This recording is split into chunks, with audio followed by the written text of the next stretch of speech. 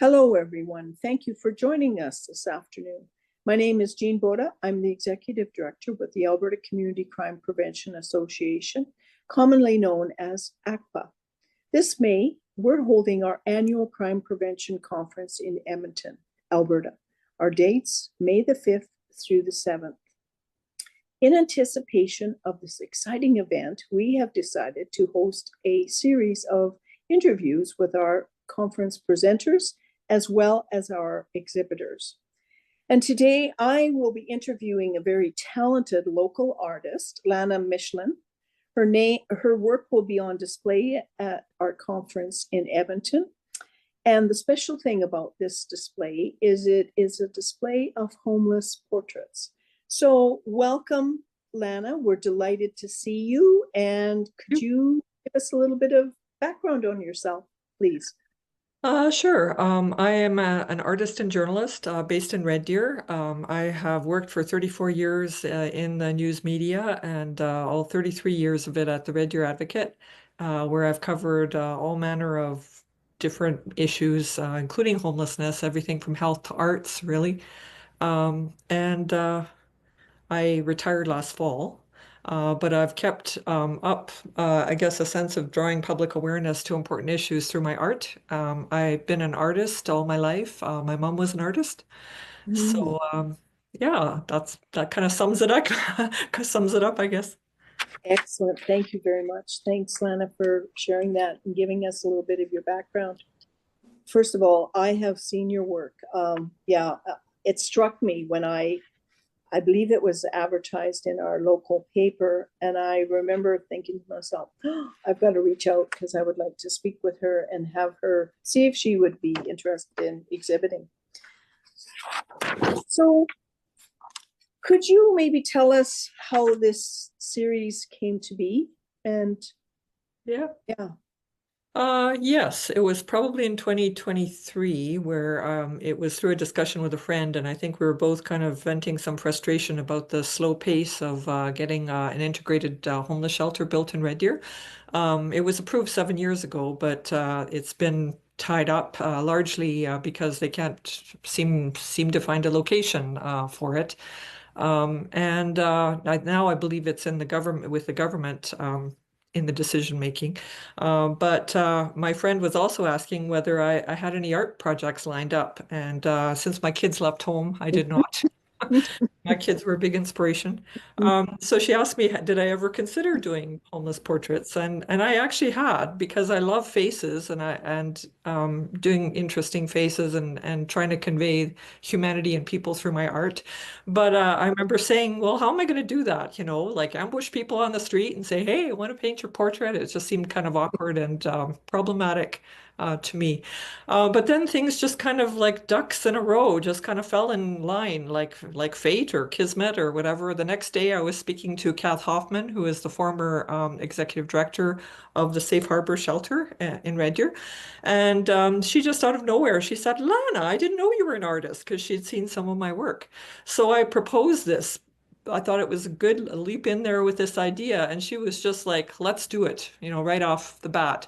And I think for her, it was a sense of trying to lift the stigma and build some empathy for this population. There's a lot of discrimination around that. And, for me, it was just like a chance to stretch my artistic side and also to tell another side of the story because I realized that as a reporter, we had covered around this issue, every kind of perspective, but we didn't yeah, really talk to the people who are most affected. that's right, exactly. It's interesting too how I was listening last night to the Kennedy Center, the past president, I believe she's been asked to step down, but she was telling the commentator about art and how it brings us together and how we need art because sometimes it's the only language that we have to converse with each other. So I just think that's very interesting. So further to that, why do you think it would be important, let's say, for our delegates to see your portraits? Well, I think that there's a public discomfort around this issue, and it was kind of like what you said, like art speaks a universal language, and it sort of acts in a sense as a filter, where you can look at these people in the eye, in a sense, and really see them. You can see them as individuals, and because I've also interviewed them and included some text, like mini bios of how they ended up at the shelter, you can also learn some of the challenges that they face, things like mental illness, and various traumas, no family supports, addictions, job loss, and that kind of thing. The impacts of war. Like everybody has a story, and as a journalist, you realize that. And some people have more searing stories than others, and you realize that not everybody gets the same start in life, or not all at the same starting point to begin with. So, people have called Mhm. this an empathy Yeah, project when it was exhibited for 3 months at the Red Deer Museum last summer. right. Um, I was very heartened, I guess, to hear that it moved some people emotionally and made them think about this population. Maybe hopefully remove some of the judgment and some of the discrimination. And I guess the what I my hope is that we realize that we're all part of the same society. Yeah, And to develop an us and them attitude is really not helping move the issue along or really solve this societal problem of yeah. homelessness and addiction. I Yeah, I agree with you. I agree, and I'm of the same thoughts. That's why it breaks my heart to see the comments, the how we view a lot of homeless people, and like you say, it's circumstances. A lot of them have no choice, and yet we're so quick to judge and to criticize and whatever. So, and it's interesting. I don't know if you saw the article in the paper. The pastor Sean Ham, I believe, he had um, he has a documentary that he's doing, but he had spent some time with the homeless population in Red Deer, and he said when he went into it, he was of the idea that 80% of these people were addicted, or they were addictions, right? And he said living with them for the time that I think it was 5 days, whatever. This is part of his thing. It was the opposite. He said, no, it's not 80%. He said 80% is just other circumstances, lost their job, trauma, just all kinds of things. So yeah, it was very interesting to see that, because, and he couldn't believe how people regarded him on the street, like the name calling, throwing things at him. He said it was horrible, the things that were said to him. So yeah, I agree. I think we have to break these walls down and show a little more compassion and empathy and whatever. So no, I agree with you. So what was it like getting to know your subjects? Was it difficult? Did Kath give you a hand with that, like getting to know some of these people? Well, getting to know, if half an hour of sitting down with them, taking pictures and getting their story is really getting to know, then I guess I could say I did that. But I don't, these people as well as a journalist would know somebody that they would sit down with and interview. You take people at their word and you listen to their story. Yeah. But um, as a reporter, I think I've learned to ask revealing questions, and I can get to the point Right. of, Yeah. Yeah. pertinent, what is pertinent. So I asked them, what is your background? How did you end up at the shelter? And all these stories came pouring out. And I don't know where Pastor Ham did his stint on the street. I know the mustard seed does not take people who are intoxicated or high on drugs. Mhm. But Safe Harbor, where I did my project, they do. Yeah. So Yeah. I would say that there was most of the 12 people that I interviewed had double, maybe triple issues, with Mhm. homelessness, addictions, and often mental health or trauma, um, Mhm. PTSD, that kind of Mhm. Mhm. thing as well. So it was very, what do they call that? Complex. complex issues, right? That are difficult to solve, Yeah. especially in light of what the shelter that we have, which is basically just a warehouse where people can sleep. And just recently, it was they got some funding to divide it into daytime and nighttime spaces, which Mm, is great because people, complain about people idling in front of their business. Well, like give them something to yeah. do. Like other shelters in Edmonton or Calgary have a kitchen on site. They have mental health counseling on site, job counseling Yeah. on site, and addictions, and they have addictions management and various detoxes and various things. They have a kitchen on site. They don't have to walk through the downtown to get to their kitchen. So, I mean, we are underserved here, and I think Yeah. we need to do a better job of helping these people. Yeah. Know that the mayor and other people were very moved when there was a bus explosion in the school bus site across from the shelter recently. Right. It was like Right. these people are helpful neighbors. Well, of course they are. You Yeah. know, they're the same as you and me. They just have bigger hurdles to overcome. They do. Uh, so, Yeah. one man was a 13-year-old child soldier in the Sudan. Well, now he has some issues, with anger and probably mental health and physical issues. Yeah. Another struggled, he was molested as a child and still struggles with that. There's Yeah. intergenerational trauma of living on a First Nations reserve. So there's just all sorts of, one woman who had the most issues was born to a mother who was a drug dealer and suffered a lot of emotional Right. and physical abuse throughout her life, Yeah. and just the losses that this woman has suffered. So I think after reading this, people might come to the conclusion Yeah. that, this could be me, and would I Yeah. be better off if I had gone through the circumstances that these people have Yeah. had to That's go. right. Yeah. And I agree. I mean, any of us could be there. It was like when I used to work in the bank, and there used to be comments about,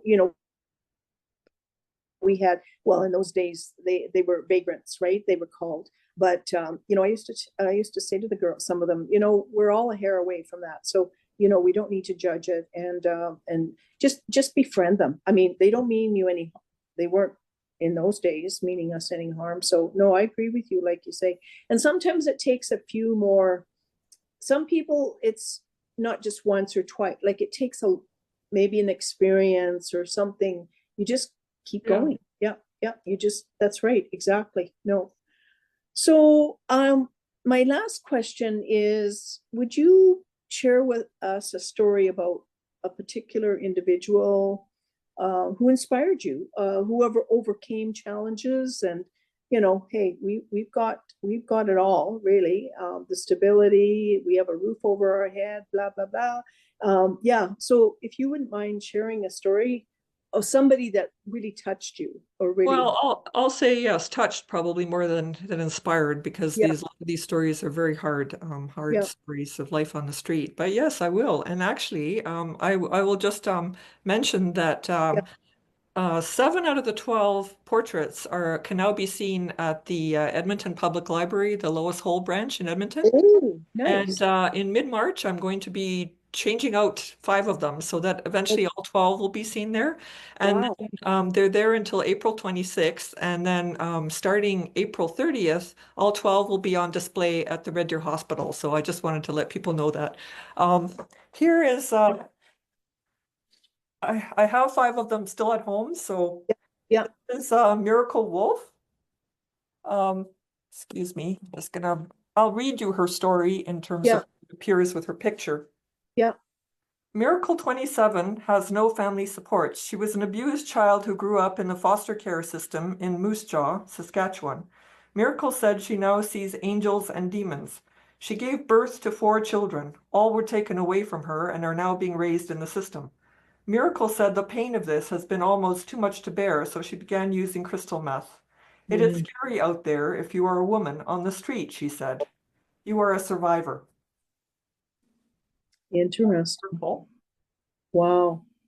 So Miracle was the first or the second person that I talked to, and I think that as a woman, her story really hit home for me, Yeah, because I was thinking how scary it is, sometimes even to be in certain areas, at night or whatever, and to like live in a situation where you really have no security, no that's right. feeling of safety sometimes. no family support. That's right. There's another young woman that I interviewed who's 19, and she grew up in the foster care. When she was 18, she and her friends decided they were going to go see the world. So they did a little tour of central Alberta, and then she was abandoned by her friends in Lacombe. And I was just thinking how, my kids are in their mid-20s now, and we still support them, Yeah, emotionally and sometimes financially, and certainly give them encouragement and stuff. And what would it be like to be 19 and to be out on your own? That's it. Foster care over, you're on your own. yeah, Like, yeah. as a mother, that one really hit home for me. But you asked about an inspirational one, and I don't have this portrait here. It's up in Edmonton. But Lee Mayen had just been through so much. She was the person I was referring to who had a mother who was a drug dealer. Hmm. She experienced a lot of all kinds of abuse when she was growing up and neglect, and she tried to turn her life around, moved to Edmonton, moved to Red Deer from Edmonton, and she was working for a time as a restaurant server, various other jobs. She was trying to Yeah. get her life in gear, but one by one, tragedies just befell her. She lost all three sisters and a brother, like untimely deaths. Her brother Oh, died in jail. She still doesn't know how. Her oh, two out of her three sisters died of HIV. oh my. And then she got to a point in her life where she was estranged from her mother and she had the need for family. So she tried to make peace with her mom and they had arranged to meet. And then the week before, she had the news on and she recognized a house on the news. And that's how she found out that her mother was murdered in a home break-in. Oh my gosh. Yeah, Oh, it just, it's unbelievable the things that she's had to go through. no. And she went back to substance abuse and she was at the shelter when she was sexually assaulted by a group of men. And she went to a doctor with her injuries to fix Yeah. her injuries, and he found out that she had breast cancer. So she has since been going through Oh, chemotherapy. wow. But she sees a silver lining. She says, if this hadn't have happened, maybe my life would be over now. At least Yeah. I found out that, and I got treatment for my cancer. And Yeah. as a result, probably because she was getting treatment, she has an apartment. So Yeah. that's a bright light. But, she thinks she can beat this. And I Yeah. just admire the stores of resilience that this woman Yeah. Yeah. has to deal No. with all these things that would have crushed so many Yeah. other people. Yeah. That's right. Exactly. Oh, wow. Yeah. We have no idea. Absolutely no idea, like you say.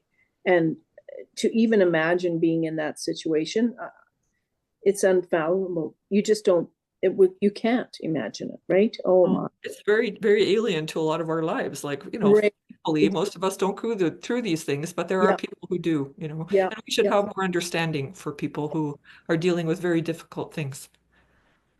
Yeah.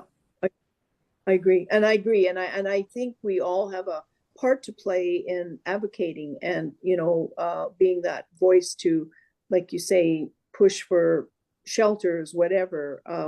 Even this thing last winter with Edmonton when they broke up all those homeless camps, I there was a lot of things I wasn't aware of. Like I speaking of shelters, I thought, well, you're safe in a shelter. There should be no problems in a shelter. But a lot of the people I spoke to said, no, they are not. They are not always the safest places. And especially, like you say, Lana, if you're a female, they can Yeah. be very dangerous because, of the people. Mhm. So I just want to thank you very much for your time this afternoon. I mean, we could talk for a long time, but that's Well, what we're going to do. We're going to save that for Edmonton. well, Um, thank you so much for this opportunity. I'm always very eager to help spread awareness and oh, and there's such beautiful pieces of art. Like I say, I I can't wait to see them being displayed and just to hear the comments and see people's reactions and stuff like that. So no, I just want to thank you very much for taking the time today to be with us. So, and I'm looking, like I say, I'm really looking forward to seeing them up, and I'm going to see if we can get a little bit of media coverage on it, stuff like that. Maybe between you and Paul, you might have some contacts and we'll see what we can do. yeah, no kidding, no kidding, no kidding. But Thank anyways, you. I look forward to it too. Oh, yeah. And if our viewers are interested in learning more about the conference and LANA's exhibit, please visit our conference site, www.albertacrimeprevention.com. So with that, I bid you a good afternoon. Stay warm. I think it's getting a little warmer outside. And LANA will be in touch. Thank you very much. Thank you. Take Okay. care, Jean. Yeah. Yeah, bye.